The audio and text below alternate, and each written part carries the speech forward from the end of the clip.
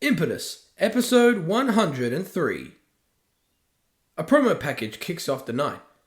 Tonight, Jarvis Banks calls out Dylan Dark for a street fight.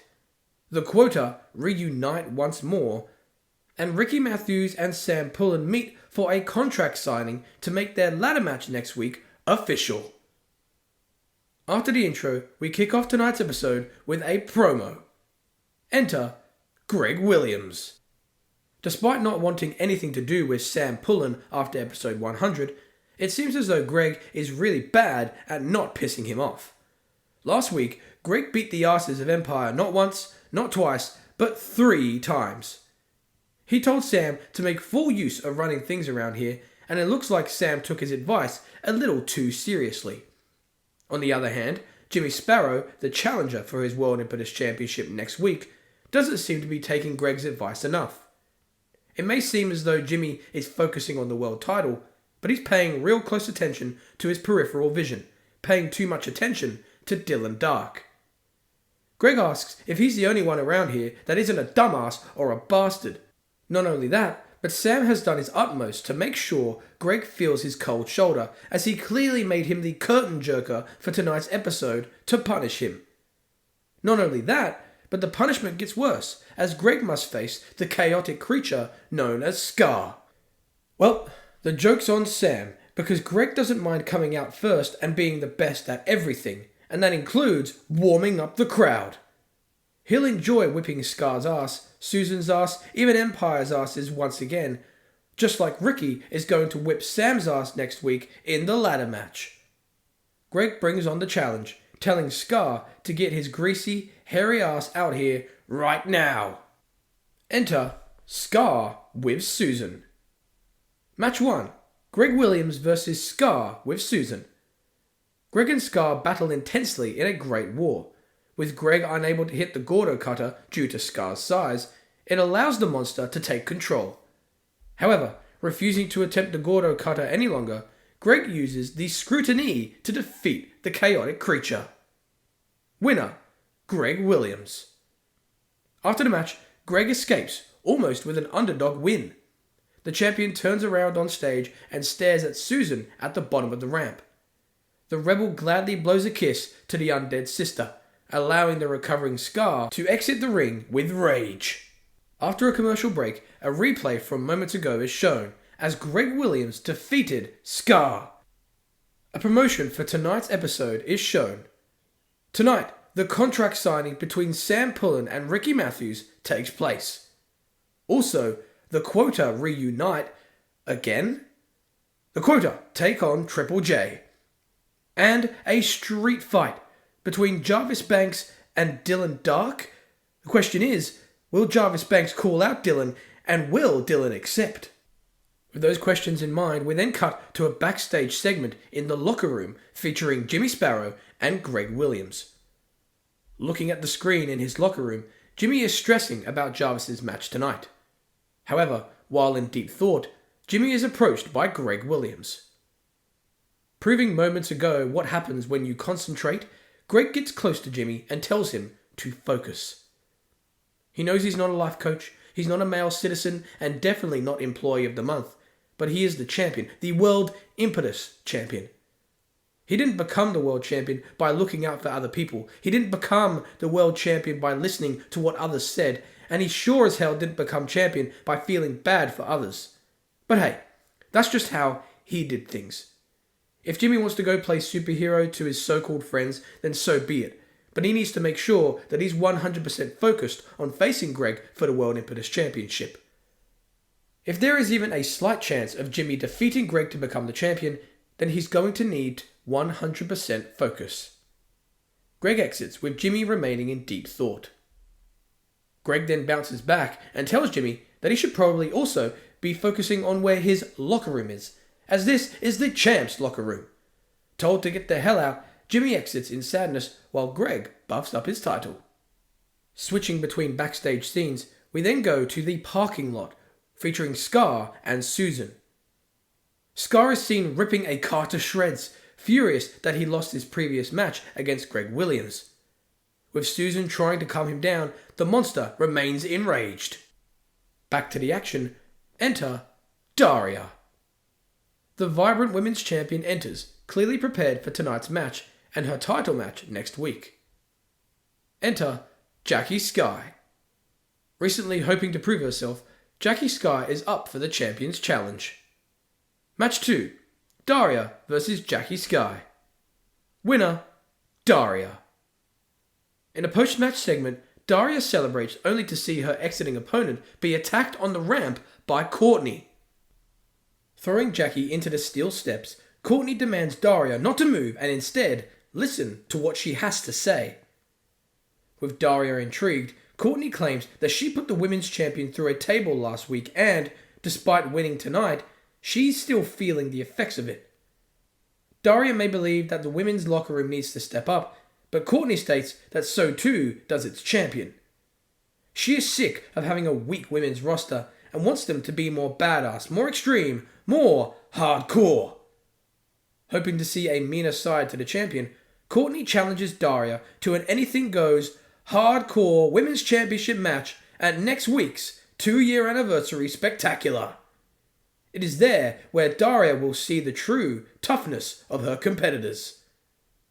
Not resisting debate, Daria accepts the match, gladly willing to show that it's going to take more than a simple table to slow her down. The scene ends with the commentators excited to see the match. After a commercial break, the 2-year anniversary spectacular 3-hour special edition of Impetus is advertised. Just announced, the Women's Championship match will be contested in a hardcore match between Daria and Courtney. And the World Impetus Championship will be on the line as Greg Williams defends his title against Jimmy Sparrow. The question is, can Jimmy focus? Also, the ownership versus lawsuit match. The ladder match between Sam Pullen versus Riki Mathews. Who will gain everything and lose everything? And the Coast to Coast Championship match takes place as Warren Jaxon defends against Johnny Fabuloso, of course, alongside Terri Delighta. After the promotion, Johnny Fabuloso and Terri Delighta enter for a promo. Terri tells all to detract their attention from Johnny's beautiful face and focus on his gorgeous waist. He lets everyone know that this is the last week they will see Johnny's abs, as after the 2-year anniversary spectacular, they will be covered by the Coast to Coast title. As a proud manager of both Johnny's wrestling career and modelling career, it will be an absolute privilege to stand at ringside and not only witness Johnny finally remove his mask next week, but witness him raise the gold in the air, cementing himself as the most glamorous champion and model in the entire world. Enter Warren Jaxon. Just like Terri interrupted his segment last week, Warren thought he'd return the favour. He gets in the ring and tells Johnny that his business partner is awfully confident in him, seemingly putting a lot of pressure on him come next week. Warren asks the duo why they think next week is going to be so easy. He didn't play lapdog to 2 factions just to lose his gold in less than a month. He didn't play peacemaker for multiple months, witnessing the old timers of Adrenaline get handed everything on a silver platter just to lose the title in a measly few weeks. He didn't break his mentor's knee, kick him out of the company, and tap out the biggest giant in the business at episode 100 just to lose to some fake tanned, oiled up, arse-licking Jersey Shore reject. With Johnny and Terri insulted, Warren claims that his reign as champion will last longer than Dave Falcon's and has no problem defending it any time and any place. In fact, seeing as the 2 bum boys are so confident, how about he defends his title right here, right now? With Johnny shocked, he accepts the challenge. Johnny announces that the Coast to Coast title will be on the line right now against Terri Delighta. Johnny Fabuloso exits the ring instantly, leaving a confused Terri to vent his surprise. With Johnny on the outside and Warren rubbing his hands with anticipation, an official enters the ring to start the impromptu match. Match 3, the Coast to Coast Championship match between Warren Jaxon versus Terri Delighta with Johnny Fabuloso. The impromptu title match takes place with Terri turning around and taking quick punishment from Warren. After having fun at Terri's expense, Warren talks trash to Johnny and hits the overdrive to retain his gold. A quick win for Warren Jaxon. After the match, with his hand raised, Warren asks the official for his title. As the official leans out of the ring to be handed the gold by the announcer, Johnny decides to act quickly. Out of nowhere, Johnny snatches the title and exits the ring area instantly. Johnny has taken the Coast to Coast title. With Terri joining him up the ramp in pain, Johnny raises the title on stage, looking forward to next week. The scene ends with Warren demanding his title back. As the commentators talk about the Coast to Coast Championship, the discussion continues in a backstage segment in Sam Pullen's office, featuring the president and Gary Federline. With Greg Williams pissing him off even more, Sam vents his frustration over the phone to Dave Falcon once again. He can't wait to have full control of this company next week, so that he can bring back his adrenaline allies and take the title off of that ungrateful Greg Williams once more.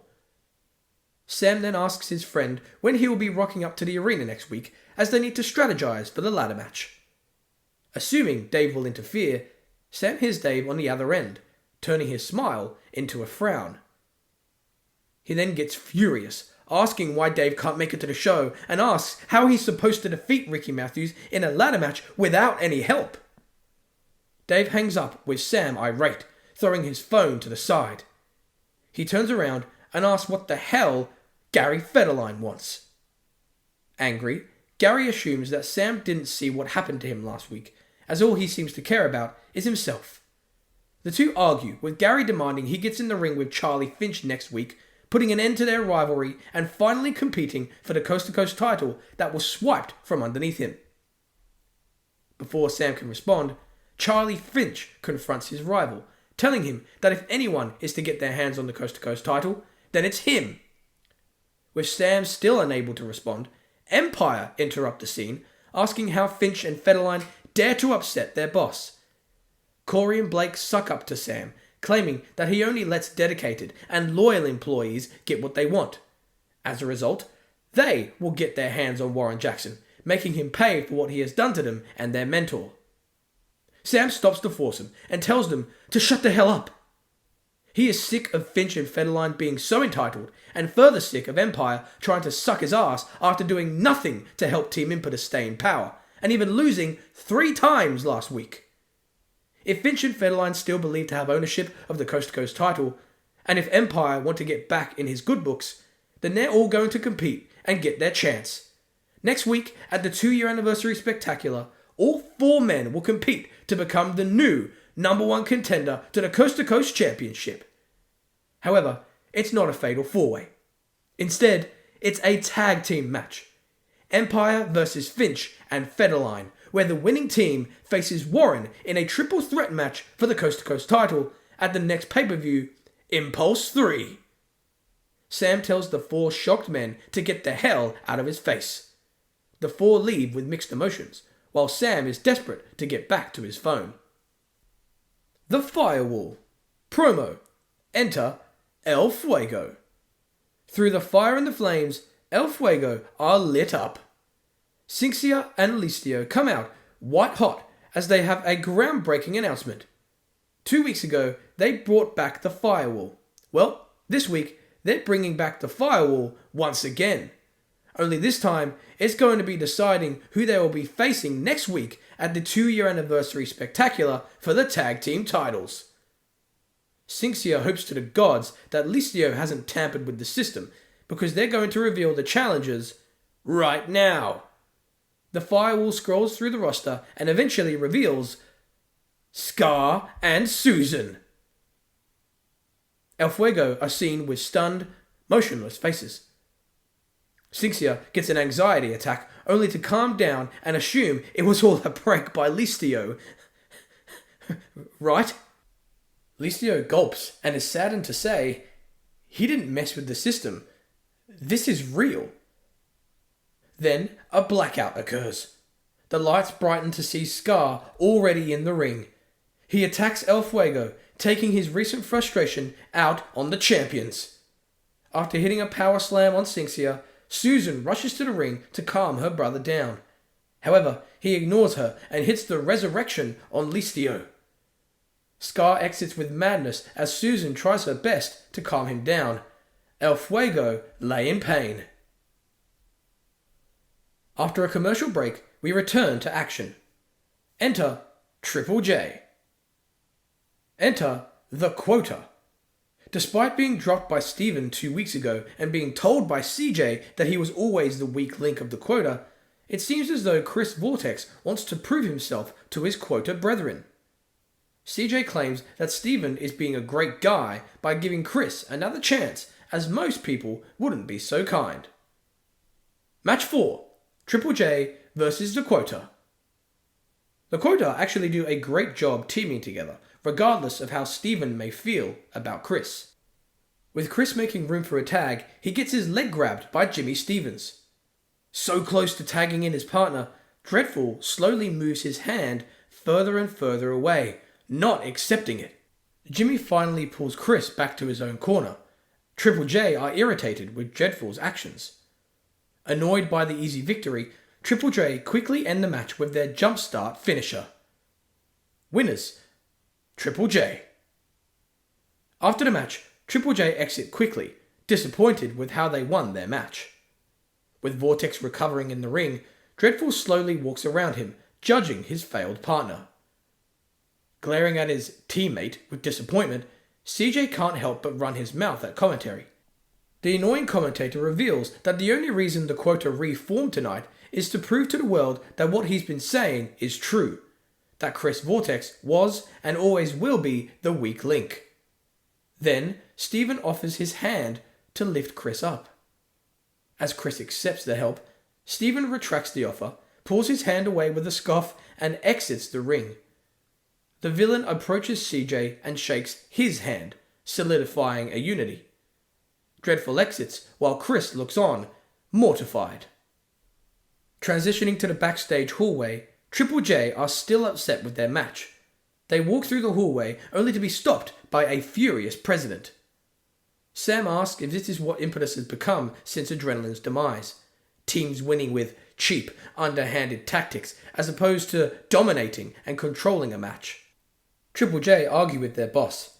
They tell him not to take his anger out on them, as everyone knows he's just trying to have one last hope of control before losing it all next week in the ladder match.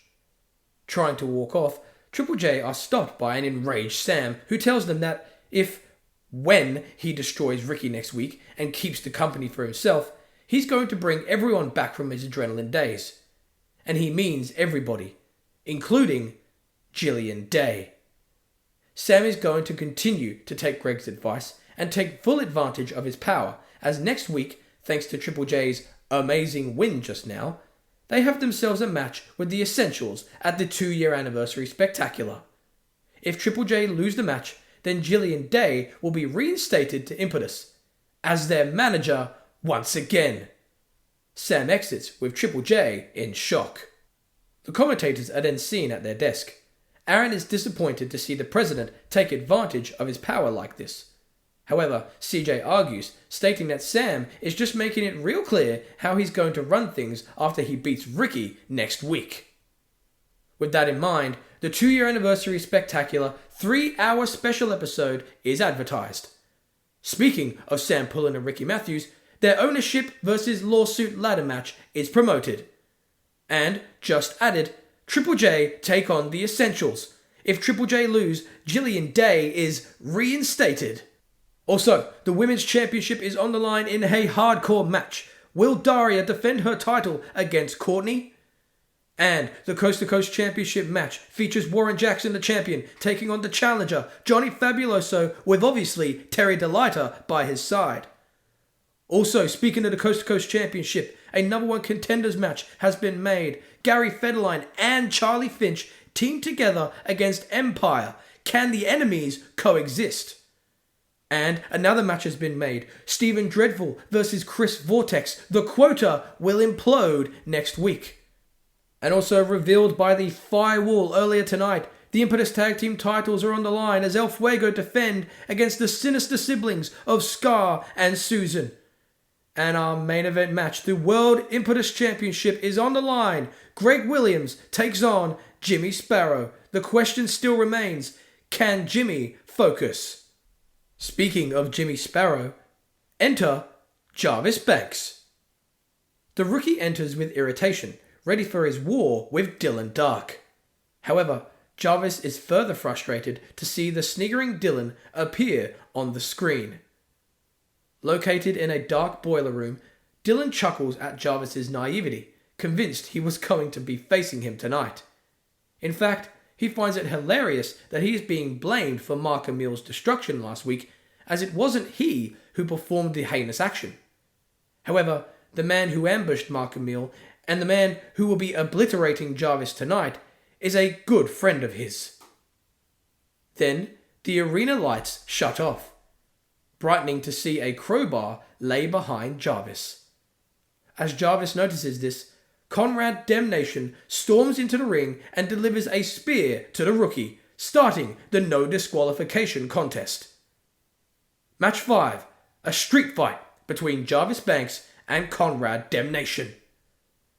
Jarvis amounts 0 offense throughout the match, getting destroyed by Conrad, causing the mayhem to reach the outside.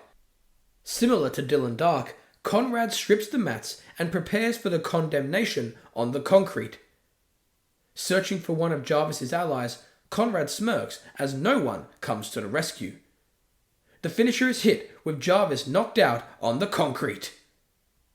Conrad throws the dead weight of Jarvis in the ring, pins him, and gains a simple yet effective victory. Winner, Conrad Demnation. As the commentators question the whereabouts of Jimmy Sparrow, the answer is revealed in a backstage segment, outside Jimmy's locker room. With the camera looking into Jimmy's locker room from the outside, the rookie is seen looking at the TV, witnessing Jarvis's demise. The camera pans out to see Greg looking in from the doorway. He pouts his lips and nods slowly, almost impressed with Jimmy's lack of action.